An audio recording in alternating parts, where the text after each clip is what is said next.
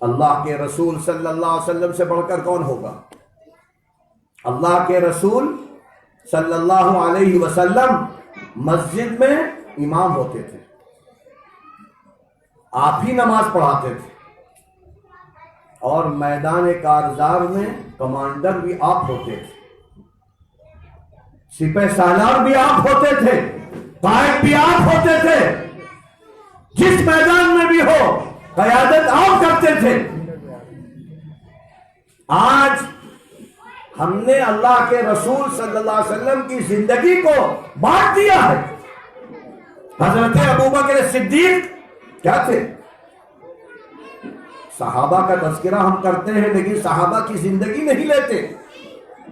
ایک حدیث میں یہاں تک فرمایا گیا کہ 7 آدمی ایسے ہیں اللہ کے مقرب جو عرش الہی کے سائے میں ہوں گے۔ میدان حشر میں سب پسینے میں ڈوبے ہوئے ہوں گے عمل کے اعتبار سے، لیکن 7 قسم کے لوگ وہ ہوں گے جو عرش الہی کے سائے میں ہوں گے۔ ان میں سب سے پہلا نام کس کا ہے؟ الملک العادل، انصاف کے ساتھ دنیا کا نظام چلانے والا بادشاہ، حاکم۔ اگر انصاف والا ہے تو اللہ کا سب سے زیادہ مقرب ہے۔ یہ ہم کو قرآن سکھا رہا ہے۔ ہم نے سب کچھ چھوڑ دیا، اللہ کو چھوٹا سا بنا دیا۔ یہ ہماری جہالت ہے۔ ہم نے اللہ کو چھوٹا سا بنا دیا، چھوٹی سی مسجد بنائی اور اللہ کو اس میں بند کر دیا کہ اللہ اس کے اندر ہے بس، باقی ہم آزاد ہیں۔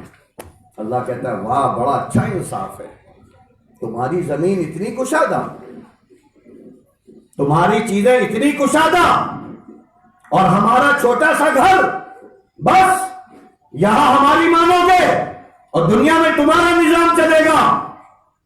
اللہ کہتا ہے یہ نہیں ہے، ہم غیروں کی طرح اللہ نہیں ہیں، سب کچھ ہمارے قبضے میں ہے۔ تم تو رات میں گھر کے اندر جو کچھ کرتے ہو ہمارے علم میں ہے، اجالے میں جو کرتے ہو ہم جانتے ہیں، لہذا ہم کو محدود نہ کرو۔ مسجد کے اندر ہمارا ہی نظام چلے گا، مسجد کے باہر بھی ہمارا ہی نظام چلے گا، محلے کے اندر، شہروں کے اندر، دنیا کے اندر مالک ہم ہیں، خالق ہم ہیں۔ ہم سمجھ ہی نہیں رہے، دین سمجھ ہی نہیں رہے ہیں۔ اور اگر کوئی مولوی صاحب سیاست کی بات کرنے لگے تو کہیں گے ارے یہ دنیا دار ہو گیا۔ ماشاءاللہ، ان کو جواب دینا چاہیے تم جاہل ہو گئے ہو، اجٹ، تم اجٹ ہو، تم نے تعلیم کو نہیں جانا، علم کو نہیں جانا، اللہ کے رسول صلی اللہ علیہ وسلم کی زندگی کو نہیں جانا۔ مدینے کی زندگی میں کیا کیا نہیں ہوا، مکے کی زندگی مجاہدے کی، برداشت کرو برداشت کرو برداشت کرو، پھر اللہ نے راستے کھولے تو کیا ہوا، مدینہ گل و گلزار بن گیا، اور اس کے نتیجے میں پھر مکہ بھی فتح ہو گیا۔ اور یہ تو اللہ کے رسول کے زمانے میں ہوا، حضرت ابوبکر کے زمانے میں، اور پھر حضرت عمر فاروق کے زمانے میں کیا ہوا، آدھی دنیا سے زیادہ اسلام کے زیر ہو گئی۔ یہ کیسے ہوئی؟ اگر ہم بھی اسی سوچ کے وہ بھی ہوتے تو مسجد نبوی سے زیادہ اسلام نہ پھیلتا۔ آج ہم سمجھ رہے ہیں کہ بس 2 رکعت 4 رکعت پڑھ لی کافی، ختم، ذمہ داری ختم ہو گئی۔ غزوہ احد بھول گئے، غزوہ بدر بھول گئے، غزوہ خندق بھول گئے۔ یہ بڑی کمزوری ہے ہماری۔ بھئی ٹھیک ہے ہماری ہمت نہیں ہے، وہ کام نہیں کر سکتے، لیکن دین کو تو نہ مٹاؤ۔ اللہ کے رسول صلی اللہ علیہ وسلم 63 سال دنیا میں رہے، 40 سال نبوت سے پہلے، 13 سال مکے کی زندگی، 10 سال مدینے کی زندگی۔ یہ ساری زندگی آپ کی جو 63 سال ہے، اس کو اللہ نے کہا ہے لَقَدْ كَانَ لَكُمْ فِي رَسُولِ اللَّهِ أُسْوَةٌ حَسَنَةٌ۔ اے لوگو، اگر دنیا میں کسی کو آئیڈیل بنانا ہے تو ایک ہے، دوسرا نہیں ہے، ایک ہے بس، وہ ہے اللہ کے رسول۔ یہ ہمارا عقیدہ ہے، ایمان ہے، لیکن زندگی نہیں۔ اللہ کے رسول سے بڑھ کر دنیا میں کوئی نہ ہوا نہ ہوگا، اور یہ باقاعدہ احادیث میں بیان کیا گیا ہے۔ اللہ نے اس نظام کو چلانے کے لیے کتابیں اتاری، اور سب سے اخیر میں قرآن اتارا۔ قرآن اور کتابوں کو سمجھانے کے لیے اللہ نے کتنے انبیاء بھیجے؟ احادیث میں آتا ہے 1,24,000 1,24,000 نبی آئے ہیں، اور جن کو کتابیں دی ہیں اللہ نے وہ 313 رسول آئے ہیں۔ رسول کہتے ہیں ان کو جن کو احکامات دیے گئے، نبی ان کو کہتے ہیں جن کو اللہ نے اپنا نمائندہ بنا دیا دنیا میں۔ تو نبی آئے 1,24,000، رسول آئے 313، اور ان میں 5 رسولوں کو اللہ نے اولو العزم بہت بڑا بنایا، بہت بڑا بنایا۔ حضرت نوح علیہ السلام، حضرت ابراہیم علیہ السلام، حضرت موسیٰ علیہ السلام، حضرت عیسیٰ علیہ السلام، اور محمد عربی صلی اللہ علیہ وسلم۔ یہ 5 اولو العزم انبیاء کہلاتے ہیں۔ اور پھر ان 5 میں اللہ نے کیا کیا؟ کہا کہ 2 ہمارے چہیتے ہیں، یعنی خلیل، یہ عربی کا لفظ ہے، لفظ خلہ۔ اللہ کے رسول نے ایک موقع پر فرمایا تھا، اے لوگوں، اگر میرا دنیا میں کوئی خلیل ہوتا تو ابو بکر صدیق ہوتا، لیکن دل تو ہم نے اللہ کو دے دیا ہے بس۔ ابو بکر ہمارا ساتھی ہے، دوست ہے، لیکن خلیل اللہ ہے۔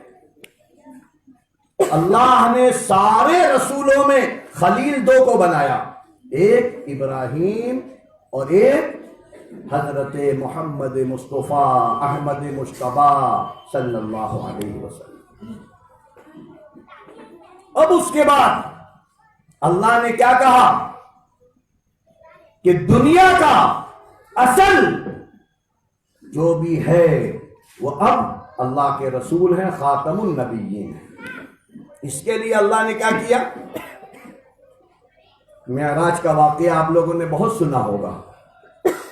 معراج کے واقعے میں کیا ہوا؟ بیت المقدس اللہ لے گیا اپنے رسول کو، جبرائیل امین سواری لے کر آئے براق کی، آپ کعبے سے گئے بیت المقدس۔ بیت المقدس میں کیا ہوا؟ ایسا زبردست استقبال کہ آدمی سوچ نہیں سکتا۔ حضرت آدم سے لے کر حضرت عیسیٰ تک جتنے بھی رسول اور انبیاء آئے، اللہ نے کہا کہ جاؤ ہمارا چہیتا آ رہا ہے، اس کا استقبال کرو۔ بیت المقدس میں استقبال کس کا؟ اللہ کے رسول کا، سارے نبیوں کے ذریعے۔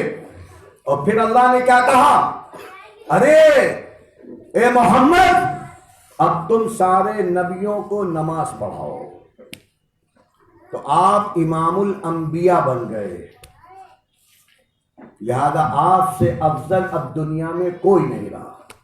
اسی لیے اللہ نے فرمایا وَرَفَعْنَا لَكَ ذِكْرَكَ، تمہارا اتنا تذکرہ بلند کر دیں گے کہ کوئی سوچ نہیں سکتا۔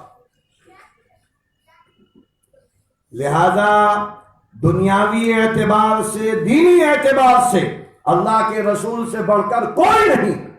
اسی لیے اللہ نے کیا کہا؟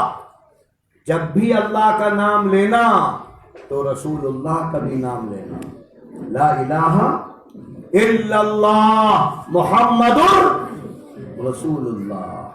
نماز پڑھو گے تو رسول اللہ کا تذکرہ کرنا پڑے گا، اذان دو گے تو تذکرہ کرنا پڑے گا، اس لیے کہ اللہ کے نام کے ساتھ اب نام جڑ گیا ہے۔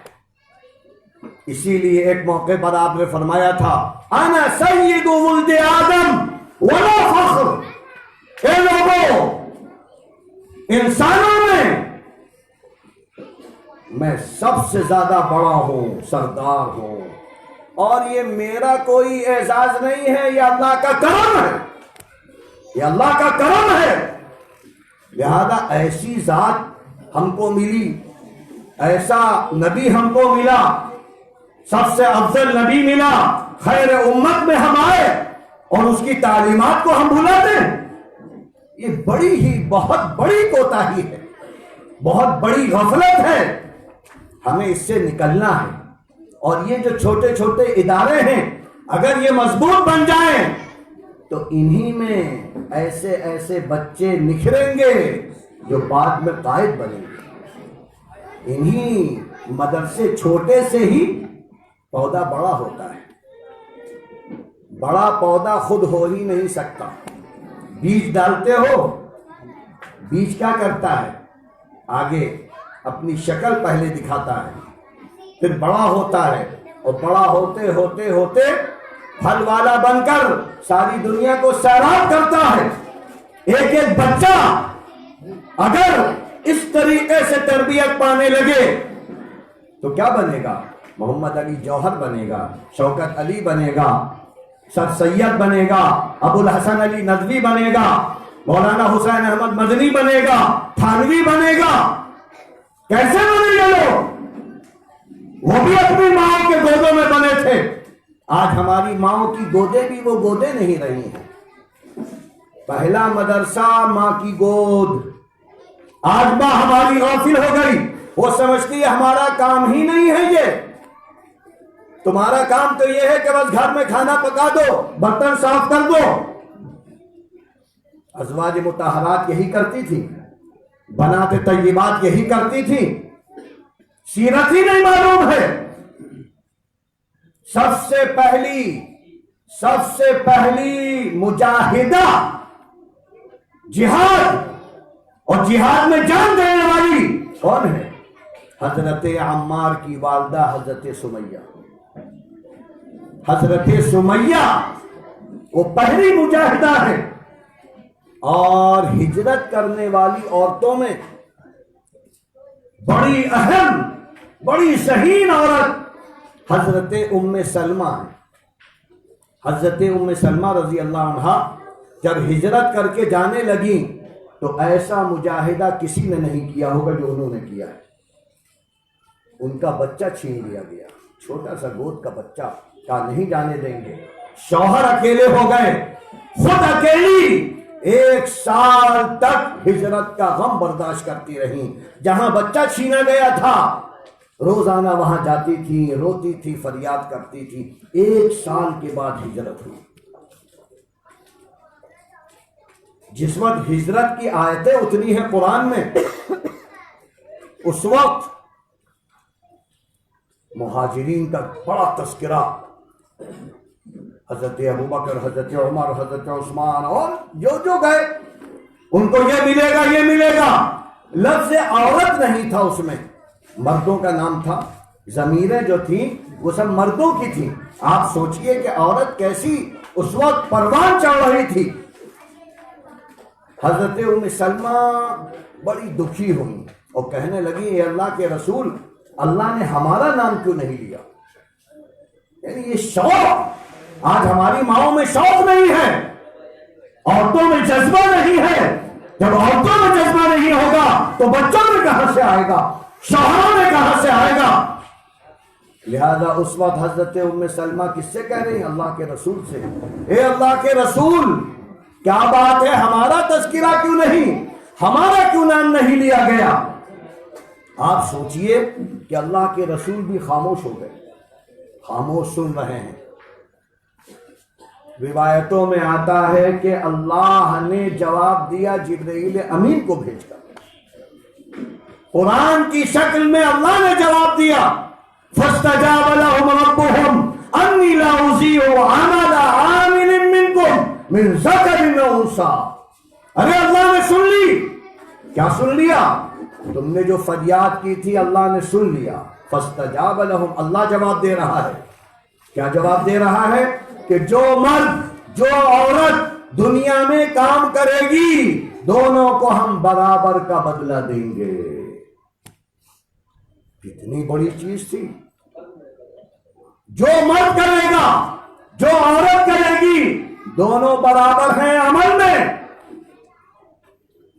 حضرت ام سلمہ خوشی کے مارے کہ اللہ ہم سے باتیں کر رہا ہے، اللہ کے رسول نے جواب دے دیا، جو شوہر ہے اللہ جواب دے رہا ہے۔ اب اس کے بعد اور ہمت بڑھی تو کہنے لگی اے اللہ کے رسول، یہ تو سمجھ میں آ گیا جو عورت کرے گی اس کو برابر ثواب ملے گا، مرد نماز کا ثواب، ذکر کا ثواب، اچھائیوں کا ثواب، نیکیوں کا ثواب، عمل میں مرد اور عورت دونوں برابر ہیں۔ تو کہنے لگی کہ اے اللہ، اے رسول اللہ، اللہ ہماری ایک ایک صفات کیوں نہیں بیان کر رہا؟ جیسے مردوں کی بیان کی ہیں، ہمارا بھی تذکرہ کرے، نماز پڑھنے والی عورت، روزہ رکھنے والی عورت، اچھائی کرنے والی عورت، یہ جذبہ۔ تو اللہ تعالیٰ نے حضرت ام سلمہ کو پھر جواب دیا، اور جواب کیا دیا؟ بڑا تفصیلی جواب دیا، ایک ایک چیز بتلائی۔ قرآن میں آج بھی موجود ہے وہ آیتیں، اعوذ باللہ من الشیطان الرجیم، ان المسلمین والمسلمات والمؤمنین والمؤمنات والقانتین والقانتات والصادقین والصادقات والصابرین والصابرات والخاشعین والخاشعات والمتصدقین والمتصدقات والصائمین والصائمات والحافظین فروجهم والحافظات والذاکرین اللہ کثیرا والذاکرات۔ نماز پڑھنے والی عورت، زکات دینے والی عورت، صدقہ کرنے والی عورت، خیر کے کام کرنے والی عورت۔ اور پھر کیا کہا؟ ارے اے عورتوں، اللہ نے تم سب کے لیے اجر عظیم تیار کر رکھا ہے۔ آج ہمارے گھروں میں اگر یہ چیز آ جائے، ہماری ماں واقعی ماں بن جائے، بہن بن جائے، تو ان کی گودوں میں آج بھی وہی اولیاء اللہ پیدا ہوں گے جو پہلے ہو چکے ہیں، جن کا ہم نام لیتے ہیں، شاہ معین الدین چشتی، نظام الدین اولیاء، امام ابو حنیفہ، امام شافعی، امام مالک کہاں پیدا ہوئے تھے؟ کہیں آسمان سے گرے تھے؟ یہ اپنی ماں کے گودوں میں، پہلی تربیت ماں کی گود ہے۔ ہمیں گھر کی فکر کرنی ہے، گھر کو نورانی بنانا ہے، گھر والا بنانا ہے۔ اگر گھر سے یہ چیز چلے گی تو پھر اس کے بعد مدرسہ ہو، کالج ہو، تو پھر کیا ہوگا؟ تیزی کے ساتھ ترقی ہوگی۔ ہمیشہ آپ جانتے ہیں جتنی بھی گاڑیاں بن رہی ہیں وہ دو پہیوں پر چلتی ہے، ایک پہیے پہ نہیں چلتی۔ دونوں پہیے ہوں گے، تیز سے تیز گاڑی آپ چلا سکتے ہو، سنبھل کے چلا سکتے ہو۔ اللہ نے بھی ہماری زندگی میں دو پہیے رکھے ہیں، ایک کو بیوی کہتے ہیں، دوسرے کو شوہر کہتے ہیں، ایک کو عورت کہتے ہیں، دوسرے کو مرد کہتے ہیں۔ جب یہ دونوں پہیے صحیح چلیں گے، گھر جنت بنے گا اور بچے جو ہیں جنت کے باغ بنیں گے۔ یہ ہمارے اندر یہ فکر ہونی چاہیے، یہ شوق ہونا چاہیے، یہ جذبہ ہونا چاہیے